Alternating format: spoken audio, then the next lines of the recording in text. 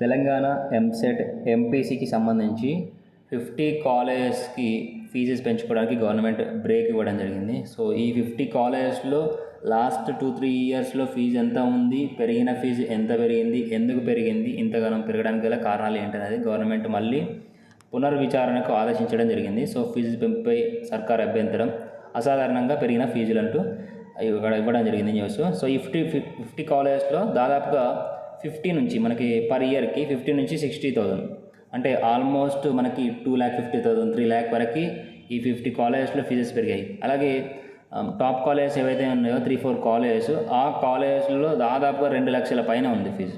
So ఈ 2 లక్షల పైన ఫీజు ఎలా పెరిగింది, ఇంతవరకు పెంచుకోవడానికి మిగతా కాలేజెస్కి ఎందుకు పెరగలేదు, ఈ కాలేజెస్కి పెరగడానికి కారణాలు ఏంటి, అలాగే ఒక 10 to 15 కాలేజెస్కి సంబంధించి మొత్తానికి ఫీజు అనేది పెంచుకోవడానికి అవకాశం అయితే ఇవ్వలేదు.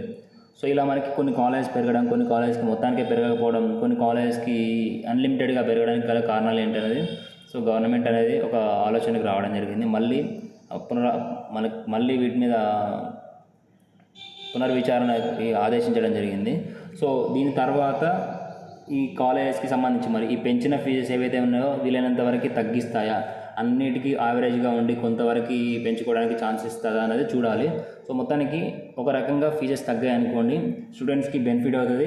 ముఖ్యంగా మిడిల్ క్లాస్ స్టూడెంట్స్ కానివ్వండి, యావరేజ్ మిడిల్ క్లాస్ కానివ్వండి, పేరెంట్స్ మీద బర్డెన్ పడే ఎవరైతే ఉన్నారో వాళ్ళందరికీ ఇది హెల్ప్ అయ్యే అవకాశం అయితే ఉంది. ఫీజెస్ లాస్ట్ ఇయర్లా ఉన్నా పర్లేదు. సో ఈ ఇయర్ పెరగకుండా లాస్ట్ ఇయర్ లాగా లేదా ఒక 5% పెంచుకోవడానికి అవకాశం ఇస్తే బెటర్. సో చాలామంది స్టూడెంట్స్ జాయిన్ అయిన వాళ్ళు ఏం చెప్తున్నారంటే లాస్ట్ ఇయర్ అంతకుముందు ఇయర్ జాయిన్ అయిన వాళ్ళు, సో ఇక్కడ మేనేజ్మెంట్ కోటాలో లక్షలు కట్టి వచ్చినంత వర్తిడ్ అయితే ఇక్కడ ఏం లేదు.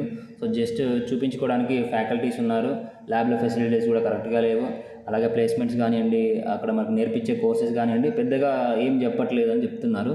సో వీటన్నిటి కూడా దృష్టిలో ఉంచుకొని గవర్నమెంట్ అనేది ఫీజెస్ ఇంక్రీజ్ చేయాలా వద్ద అనేది ఒకసారి ఆలోచించి ఆ ఫ్యాకల్టీ కానివ్వండి, ఆ ఫెసిలిటీస్ కానివ్వండి ఒకసారి వెరిఫై చేస్తే, పూర్తి స్థాయిలో దర్యాప్తు చేసి కాలేజెస్కి పర్మిషన్ ఇస్తే బెటర్ అని నా ఒపీనియన్. సో మీ ఒపీనియన్ ఏంటనేది కూడా కామెంట్ సెక్షన్లో కామెంట్ చేయండి. మరిన్ని అప్డేట్స్ గురించి మన ఛానల్ సబ్స్క్రైబ్ చేసుకోండి. Thank you.